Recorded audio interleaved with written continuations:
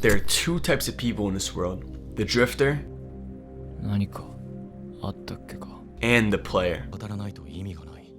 そのためには速度かな。 The drifter cannot seem to break the cycle of his meaningless and destructive habits. He says he wants to be successful and he says he wants to do all these things, but his actions show otherwise. He's not aware of the future consequences that his drifting habits will bestow upon him. And so he spends the rest of his days unaware, drifting, dreaming, hoping, wishing, but ultimately making no progress towards any of his goals. Then there's the players of this world. The player wakes up with purpose. The mission he has embarked on is the one thing that is motivating him to choose delayed gratification over short-term pleasure. The players inside the game of life choose to take responsibility of their life and their actions, because if they didn't, someone else will take control of it for them. There's nothing else to do but embrace the game of life. Instead of being taken advantage of by the system, the players have learned to take advantage of the system through not what they thought and they wished and they dreamed and they hoped, but through their actions and the habits they consistently put into practice over long periods of time. Welcome, my name is Michael. I help people go from a drifter to a player through the processes of self-actualization and self-development. You see, this isn't some normal habit video because there's so many habits that you can implement that will probably be beneficial for your life. Over the past 2 years, I've tried to implement so many of these habits, like journaling in the morning, writing to-do lists. I try to meditate, read, all these things. Like, all these things are really good for you. But this isn't some normal habit video. These are habits that will cure your drifting tendencies. They're really specific towards a specific goal. On my self-development journey, these 7 habits have really stuck out to me and have really helped me to stop with my drifting tendencies, with being aimless, waking up with no purpose, no energy, doing random things all the time, always thinking when it's my time, being the drifter in the beginning of the video. I used to do those things all the time. Thinking, wishing, hoping, all these things. But implementing at least 1 or 2 of these habits every single day for long periods of time, you will see a big change in your drifting tendencies to move you towards becoming a player inside the game of life. The first habit that we're going to get into is writing down your goals. And when I say writing down your goals, that might sound a little bit cliche. Like, everyone says, oh, just set goals, right? Just set your SMART goals. But everyone sets goals, but no one really achieves them. Every year, January 1st, people have goals to get in the gym, they have goals to eat healthy, to change their lives, but they end up just not doing shit about it. They skip, like, they go 2 weeks and they're doing good, but then they just ultimately fail. How many times have you failed to implement your habits or achieve your goals? How many times have you restarted your goals over and over and over? Goals are so important. If you have a goal in mind, you need to start programming your mind and your body to sail towards that goal. You see, the game of life is played in an ocean. If you don't have an island to sail towards, if you don't have a place in the map to sail towards, then you'll just be drifting. If you don't have your sail open, and you'll just be drifting away, going here, going there, being stuck in places you never wanted to be in. So how clear are you on your goals? And the reason I say writing down your goals, I used to write down my goals every single morning for months and months and months on end. And over time, I'd see that my goals would evolve. I would drop certain goals that I really didn't really want in the first place. I would really realize what is really meaningful, what goals really stuck out to me, and what goals I should really stick to. Because people set so many goals, or people set goals that are either too low or too high. But that's not what this is about. This practice is a way for you to subconsciously program your mind to want to strive towards that goal that you have. So in the morning, what I would do is I wake up, and when I do my journaling in the morning, I would just write down my goals. Boom, boom, boom. So the first question I'm gonna give you in this video is for you to get out a piece of paper right now and to write down some goals that you really have in mind. And if it's too many, try to have more than like 5. You don't really need more than 5 goals. And I know there's so many different aspects in our life, like relationships, there's wealth, there's health, there's learning. There's so many things in our life that we can pull goals from. But what is actually meaningful? What do you actually value in life? You need to really sit down for a second and think, what is the goal that can really change my life if it were to come true today?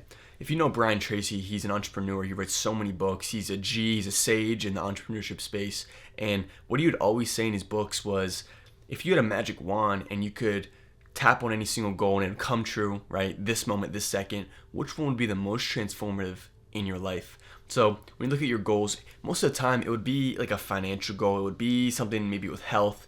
Maybe it'd be something like it wouldn't really be like it wouldn't really be a, you mean I want to go up to 20 minutes of meditation. It wouldn't really be something like that. It would be like, make this amount of money, or it would be, okay, get this amount of body weight, or maybe get this job. It's something that has to do with like more your career and how you make money most of the time. This doesn't mean that we undermine the other goals. It just means that you need to figure out which ones are more valuable and which ones will be the most transformative for you to really work on. So the quest for you to really do is write down your goals, right? And pick out the top 3. Pick 1 to 3 of them, just 3 of them, or maybe 2, even 1. Try to keep it as low as possible. If you have just one big goal, just do that. Just keep it really simple and nice. If you do all these goals, you're going to be thinking, how can I, in my schedule, implement this, and that? You're going to be so confused, and then you're not going to do shit about it. The drifter, what they do, they think they're going to do all these things. They want to do everything, right? They want to be really fit, but they also want to make money, start a business. They want to start 3 different businesses. They want to be jacked. They want to get fit. They want to text a bunch of girls. They want to do all these things and end up failing. They end up drifting again because it's just, they overwhelm themselves. They think that they can do everything. They think they're a jack. They think they're a jack of all trades, which is just not the case. I used to do these things all the time. I used to implement so many different goals, and then what happened is I would end up just not wanting to do any of them. I didn't really have the clarity to really focus on 1, 2, or 3 single goals. It was really just so many different ones. So when you write down your goals every single morning, every single night, I suggest you write it down every single morning just to get super clear on what is the goal I'm striving towards in the morning. Because in the morning, if you write it down, it sets you up for the day. It's like, okay, now I know what I'm striving towards. Now I know what my mission is. So you don't wake up and you're like, what should I do today? What should I eat today? And you end up just doing random things. So write your goals down every single morning. Keep it simple, and we'll get into the next habit. So the next habit that we're going to get into is completing the main quest. What does that really mean? So many people out there, especially drifters, are just doing a bunch of side quests. They're not focusing on what is so important. And what we just went over, the habit before this, was writing down your goals every single morning. Now that you have your goals in mind, the next step is for you to kind of align that with your schedules, with your daily routines, etc. So stay on the main quest. What drifters do is they hop from side quest to side quest. They only look forward to the side quest because it's really kind of difficult to sit down and think about, what is the main mission here? What is my purpose? What is the main thing I should be striving towards? Because the main mission is hard. It can be difficult. It can be slow. It can be kind of boring at first. Just like in any movie, just like in any show or any book that you read, it's always going to be slow. It's always like a building up towards that momentum. But what people do is they love the side quests because the side quests are easy to do. They makes you feel like you're doing something, right? It makes you feel like, oh, I need to do this or I need to do that. It could be an event. It could be the weekend. It could be you playing a new video game. Oh, a new book or a new show or new this, new that. It's like society does put so many things in front of your face to keep you off your mission. The game masters, the people who already beat the game of life, are sitting out here watching you be distracted by all these new trends. They put all these systems in place for you to be distracted. So the habit that we need to implement is just to focus on aligning most of our life to the main quest, to the main mission. So whenever we do end off that side quest, we're not left empty, we're not left aimless, we're not left doing random things. We know what to do, right? After we complete the side quest, we know, okay, time to get back to the mission, time to get back on the path. You're not going to get much fulfillment from side quests. You might get a little bit, it might relieve you temporarily, but ultimately that lack of fulfillment, that pain from the lack of fulfillment in your life will eat you up still, over and over and over. It'll be like a snowball effect until you just crack, right? But you get so much more fulfillment by going on the main quest, by fulfilling yourself through the main missions. The storylines, like the main story that you're supposed to be on, that you were created for. So how can we keep this as a habit? We had the goals before. Maybe you wrote down 1, 2, 3, maybe even you wrote down 4 goals. But for this one, the question I'm going to give you right now is to recognize what is the main thing. So those goals, that piece of paper that you have out or wherever you have it written down, circle the main thing that you want to keep in mind, the one that's most transformative in your life. And if you wrote down one goal, congrats, that is your main pursuit right now. But also recognize why it's your main pursuit. Don't just be like, this is my main pursuit because someone else told me, or just because, right? You gotta be like, this is my main pursuit because it fulfills me, it will get me towards X, Y, Z, because I've been thinking about this all the time. You need to tie it something deeper, because your main quest is deep. It's not superficial like all the side quests. It's something more meaningful than that. So your main quest from now on is to keep the main thing the main thing. Stop getting distracted all the time by all these side quests, by all these shiny objects in your face. That's what the game masters do. They put all these side quests in front of your face because they don't want you to beat the game of life. They don't want you to be on top. So your job is to break the chains of society and be like, you know what? No, I'm gonna lock in and focus on my main mission. And honestly, it might even hurt a little bit. It might cause a little bit of pain. It might be a little bit tedious, but the reason why you do it and the fulfillment you get from it is so much more valuable than the pain, or it's so much more worthwhile than the pain that you'll feel towards that. It's not gonna be painful all the time. All these feelings that you feel are just temporary. So keep the main thing, and we are gonna get right into the next habit. The third habit that you can implement to stop your drifting tendencies is to listen and observe. So many drifters are they're so reactive. They yap so much. They yap, talk, and they don't even realize like what they're saying all the time. For me personally, I didn't really used to be a talker. I used to be more of an observer, but like a reactive observer. I wouldn't really know that I'm observing. It wasn't really intentional. I'm the type of person who really wouldn't talk much in a situation, but when I do, it would be like reactive. It would just be really primal. You know what I mean? It would come from a place of just instinct. It would come from a place of reactiveness, not from a place of proactiveness and intention. So let's really think about the times you've been really reactive and you just talk so much, and you just kind of look stupid. Have you ever had moments in your life where you kind of just said something and you just like kind of cringe at yourself, just like, wait, why did I just say that? I'm telling you, a lot of people are just so unconscious. They don't have the awareness. They don't look at themselves and they think, what the fuck am I doing? Like, have you ever had a moment in your life where you're just like, what the fuck am I doing with my life? Like, genuinely, those moments in your life are so good for you because that unlocks new awareness. But why listening and observing is so good, it's not just the fact that, oh, you just keep yapping, but it's the fact that you can learn so much from the people and the environment around you. When's the last time you sat quietly and you just let other people talk? You're at the dinner table with your family. Who talks the most? What are people doing? Just observe everyone, right? Don't be like a creepy person and just observe and just watch and dead stare your eye into someone, right? Don't do that. But just observe and just listen and be open-minded. This is one of the biggest habits a player can use in the game of life, is to just observe and to be a people watcher. To be, when you're in an environment where there's a lot of people, it's maybe a social event, look at what everyone's doing. Look at people's body language. Look at people's feet and where they're tilted towards. Who seems like they're more friendly than others? Who seems all closed off? Who seems like they're hiding something? Those types of things. Because once you see other people and the way that they react and the way that they respond, you begin to realize that you do the same as well, and that you can change that. You don't have to keep being reactive. You don't have to say things out of just saying things. You can just observe and listen and learn from other people, and maybe even help people with their tendencies as well. To be honest, ever since I started making videos, this is the most I've ever talked in my entire life. I wouldn't really talk that much. I would really just be in my head. I'd be really closed up and silent. But now I'm more open. But not open in a way that I just talk too much, but I just listen more. I find more flow state when I listen to someone and I'm just trying to observe and just learn from them. And just to be a person watcher, be a person observer. But implementing this habit will stop your drifting tendencies because you'll be less reactive, because you'll learn and you'll look at your own self and look at other people objectively and be like, what am I doing here? How can I react in a better way? How can I react in a way that won't make me look stupid, or react in a way that will make the situation better?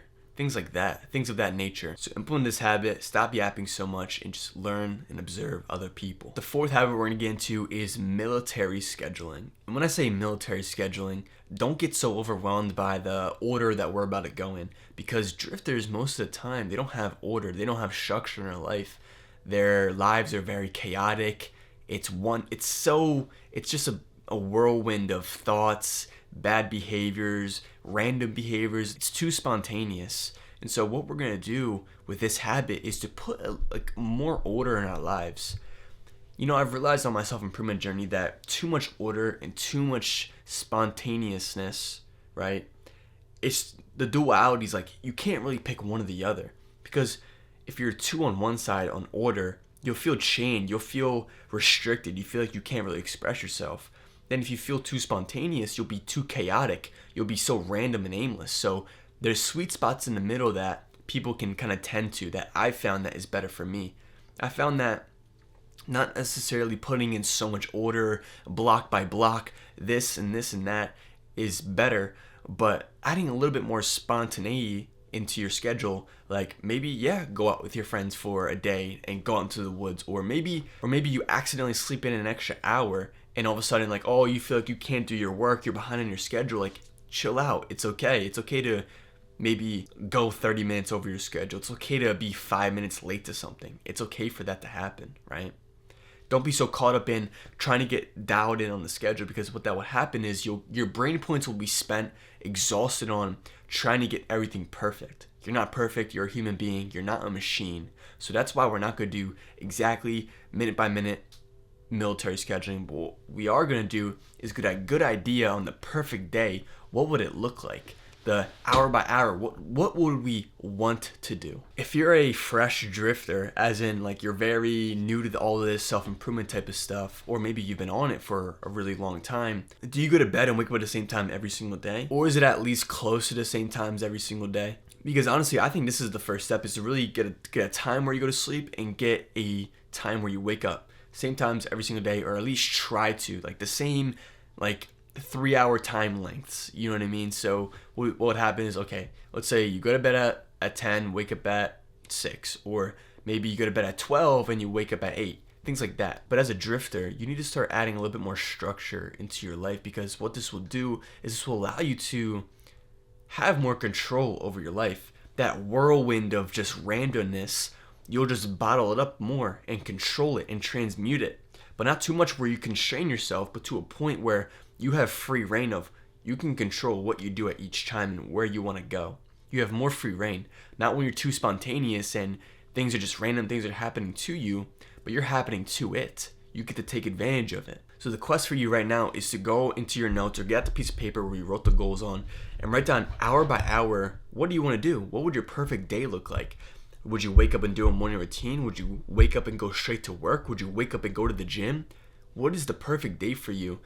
And this is really a subjective type of thing. It's really a preference. There isn't really a perfect morning routine that fits that's one all fits all. That's not how that works. Or a one size fits all. There's no morning routine or routine that's good for everyone, because everyone is different. Everyone's unique. People have different ways of learning at different times of the day. People work out at different times of the day, etc. So really write down your perfect schedule and what that would look like. I used to get so obsessed with just trying to follow the schedule all the time that I would forget that, okay, I actually have to do the work. It's almost like people plan to their day so much to a point where it's almost like you're trying to cope from the actual things that you have to do.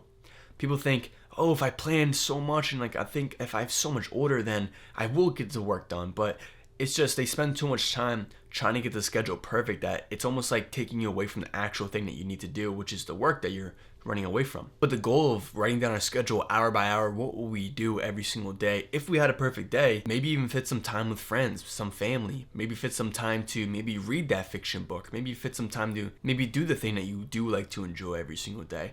And also fit the most important task of your day, working out, the work that you have to do, the deep block works, the deep work blocks, etc. It's really up to you to kind of configure and really judge what is good for me. And so now, since we have the schedule, the goal of this now is to really just try to follow it like little by little, not so much to a point where we get upset with ourselves that, oh, we didn't follow hour by hour, or I was 10 minutes late on this time block. Like, don't beat yourself up so much on just not being perfect, because like I said, you're not a machine, you're a human being. Like, don't get so caught up in trying to get the whole perfect schedule going, but follow it as best to your ability as possible, because this schedule will allow you to have some structure and order in your life.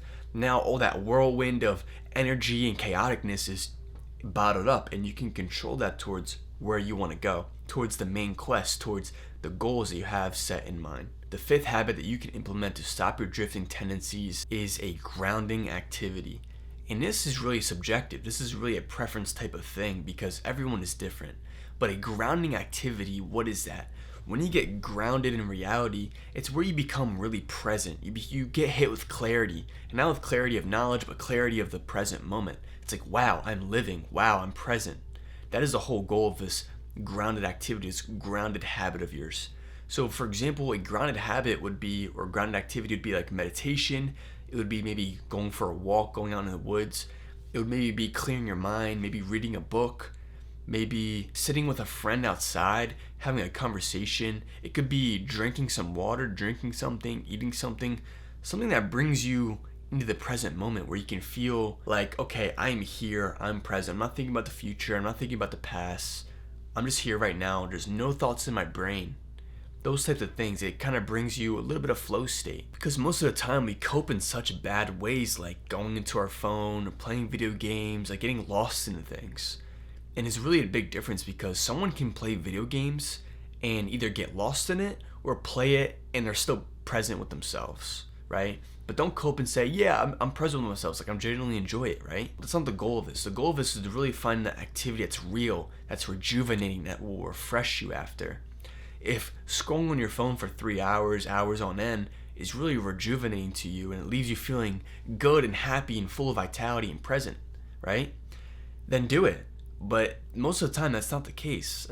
That's not why you go on your phone for hours on end. That's not why you scroll, watch random videos. You're not coming from a place of being rejuvenated and relaxation. You're coming from a place of escaping and coping. But those types of activities, just leave you empty. It left me empty for so long. And it still does. Even now, when I do find myself scrolling, I do find myself doing like random things, those drifting tendencies. Like, yeah, I drift too. We all drift in life. No one's alone in this journey inside the game of life. We're all doing this together. Some more things that can bring us into the grounded present moment is maybe praying to God, maybe reading a scripture, reading the Bible, talking with yourself, looking at yourself in the mirror and saying good things. Maybe it could be just listening to the birds. It could be just sitting in silence, sitting and doing nothing. This is really just a preference of yours. Now the quest I'm going to give you right now is to write down maybe 1 or 2 activities that you really want to implement into your schedule. Maybe every other day, maybe once a week, maybe every single day, maybe a couple times a day that you want to put in your schedule. So we wrote our goals, we wrote down the main quest, we circled it, and we wrote down the habits, or not the habits, the schedule that we have day by day, the military scheduling. So what we want to do is write down the habits that we want to implement, the grounded activity that we want to implement into our daily routines.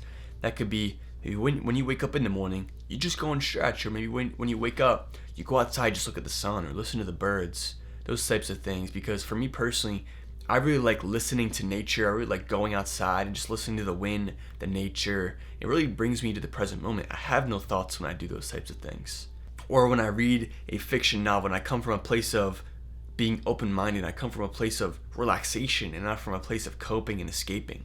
There's a difference between the two. So write down those grounded activities and try to implement them into your daily schedules every single day. The next habit that we're going to get into is thought labeling.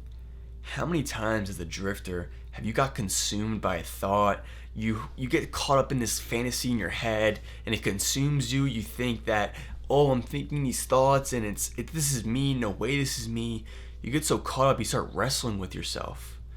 So what we're going to do, if you're a drifter, if you're fresh into this or new, we're going to really look at our thoughts and begin to become more objective in that type of sense. So with the habit of thought labeling, when we have a thought in mind, the goal here is to get in the habit of just labeling the thought as something objective, something that we can detach from. When you have a thought that's maybe overwhelming, a thought that is consuming you, that's bringing you out of the present moment, the goal here is to begin the habit of saying, wow, I'm having a thought. And when you say I'm having a thought, that awareness gives you clarity. Therefore, you can come back into the present moment and not be so consumed in the clouds inside of your head. Because thoughts, what they do is they move like clouds. If you get so caught up in the clouds and you just get so caught up looking at the sky, looking at these dark clouds of thoughts, you won't live in the moment. You won't be able to live a good life experience. Drifters, the reason that they are reactive and they just yap and they cope so much is because they let the thoughts and those dark clouds consume them. So the goal here is to really be in the habit of thought labeling. You don't have to believe every single thought that you have. Your thoughts and your consciousness produce emotions, and those emotions produce feelings. So if we just look at this formula of from thoughts to emotions to feelings, when you don't want to feel bad feelings, then change the thoughts that you have or change the way that you look at the thoughts that you're having. There's a difference between thoughts and thinking. When we look at a thought, or when we have a thought, it's instant, it's something that maybe can consume us or rejuvenate us. It's really, maybe it can be intuitive or intrusive. There's different ways to look at thoughts. You can look at a thought that can rejuvenate you, that can leave you having that clarity. Thoughts like visions of the future that are good and that can rejuvenate you, thinking that you're successful. Those thoughts of those slides in your mind of having the things that you want to go and achieve. Or the intrusive side, which is those slides of maybe a family member passing away, or those thoughts of just the worst case scenario. These instant thoughts that we have, what we do is we, with our thinking mind, our rational mind, we look at these and we try to break it up and like break it down, but you don't really need to think about these things. You don't need to look at a thought and break it down so much, because what that will do is create like this negative spiral. Since our rational mind was brought up in a primitive state, it's evolved over time to help us stay alive and be protective. Most of the time we have a thinking pattern of trying to protect ourselves. So what does that really mean? We always look at the worst case scenario. When we even have positive thoughts, our thinking is more towards inclined that trying to protect us, like, oh, but how can we do this? Or how can we be safe while doing this? And it leads down a negative down spiral. So, and even the intrusive thoughts, if we try to break it down, unpack it, and think about it rationally, we might think it's rational, but what will happen is being so caught up in the thought will lead us down a down spiral and leave us in a rut. It will leave us with these negative feelings. So thought labeling, saying things out loud, separating yourself from the thoughts will allow you to stop drifting and begin to be proactive instead of just because you have a thought doesn't mean you need to act it out. So really get familiar with the thoughts that you have, because some of these thoughts might be signals, the emotions might be signals, all those types of things, because this is where you build the emotional intelligence that a drifter needs, that you might need to separate yourself from your mind. There isn't a quest after this habit, but what I want you to do from now on is to really get in the habit of thought labeling. Look at your thoughts and begin to separate yourself from them. So the last habit that we can implement is putting that damn phone down. And what I mean by this, building a habit of just putting the phone down, putting it somewhere else and not in our hands, in our pockets, where it's out in front of us, where we can just reach for it whenever we want. Because doing this, I've managed to go from screen time of like 8, 10 hours, all these long hours, to like 3, 2, and instead replace all that time with things that are more meaningful.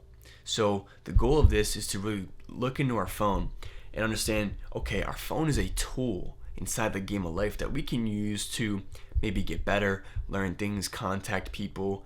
We can use our phone in a good way, but most of the time we use it to cope, we use it to escape. It's so easy, we have instant access to so many things. And most of the time the things that we see are really negative.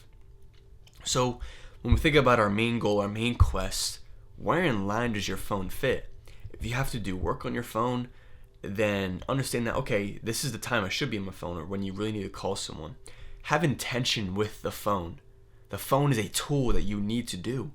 And when you look at it as a phone, that's something that you're just into all the time, that your life revolves around, you begin to not really use it as much, and you begin to use it with intention. Also too, what we're going to go over is some settings that you can put on your phone, specifically iPhone. What you can do if you have an Android or any other phone, you can look for these types of settings as I name them out loud. So one of the first things that we can do to our phone is remove or delete all the unuseful apps on our home screen. So what I've done with my phone is delete all the apps I'm not using, or if you have an iPhone, you can tap on the app, hold it down, and remove it from the home screen if you're not using it. I even show you right now, like my phone, people have so many like screens on their phone. This is my only screen that I have, or my only like home page. It's a library, and it's just this one page, and I only have a couple apps on there on the front page that are kind of important, they're kind of essential, that I will use in my daily life, like the camera, like Spotify I'll use to listen to music, I use like my alarm, the maps, those types of things. So I just left those on the home page. But people have phones and they have like so many different pages, and it's so colorful and it's so cool looking. It's so exciting to go on their phone now. But what I want you to do is to delete the apps off of your home screen, just your home screen. But you can delete the apps that you just absolutely just don't use at all. Honestly, if you're the type of person who's always on social media and you don't really need it, then I think it'd be a good idea to just delete it. Like, why have social media if you're just not going to use it to your advantage? If you use it to contact people, if you use it to build a business, if you're using it to move yourself forward in life, then yes, go ahead and use it. But most of the time, people don't use it to their benefit. They use it just because they want to see other people. They want to see what other people are doing. They care about other people's lives more than their own. Isn't that insane? People care about other people's lives more than their own. So be selfish. Delete social media. Stop contacting these people who don't give a fuck about you. People might think, oh, but I have FOMO. I keep deleting. I want to see what people are up to. It's like, dude, like, what are you up to? What are you doing? Like, these people that you watch all the time, or the people that you constantly want to keep up to date with what they're doing, like, they most likely don't give a fuck about you. And that's kind of like the truth. Unless you're using social media, just delete it or just put it off your home screen. Because most of the time, social media is the biggest problem with the phone. Keep your phone super simple. Make it even black and white. You can either put the phone filter on. You can tap it 3 times. Like my home screen, my phone's already black and white, so that leaves it with like less color. Look at your phone right now. Is it all colorful? Is it cool looking? Is it like red, yellow, blue, like all these big, vibrant colors?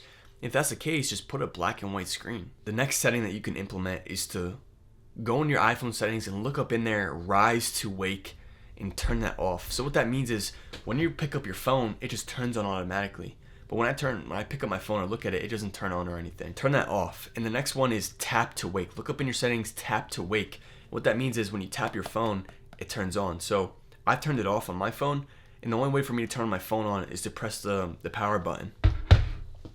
So next thing you can do is, because the iPhone, you can't really get rid of this library that's full of all your apps that you kind of took off your home screen. So what you can do is, in order to look up an app now, I have to like literally search the app that I want to use. And so go into your settings and go into the Siri and search, and then go into show suggestions and then turn that off. And then go to the show recent and turn that off as well. What this will do is when you go to search your apps, it won't show you your recent or suggested apps that you use all the time, because what it will do is it will make it so much more easier to go on your phone. So all you do is put your phone, and it has all the apps that you usually use, whether that be Instagram, YouTube, all those social media apps. So put a lot of resistance in between you and the apps that really take you away from the present moment. Really implement these settings and make it have a lot of resistance towards getting to those apps, so you're not constantly on your phone getting sucked into that trance. So with that, also, I have a free Discord and link in the description that you can join called The Guild. We'll talk about productivity, finding your purpose, building a meaningful life, how to stop drifting, a group of individuals that help you stay accountable. So if you need a group of people who are like-minded, you can join. It's free. I'd be happy to have you. Also, too, I have a secret newsletter and link in the description that you can join. I'm sending out emails, stuff that I've learned along my journey in self-improvement that I'm not really sharing in my videos, but only sharing in the email. Case studies, announcements, updates, things that I've learned along my journey that will really be helpful to you. So if you're interested, go and join. And with that, continue your journey and keep moving forward.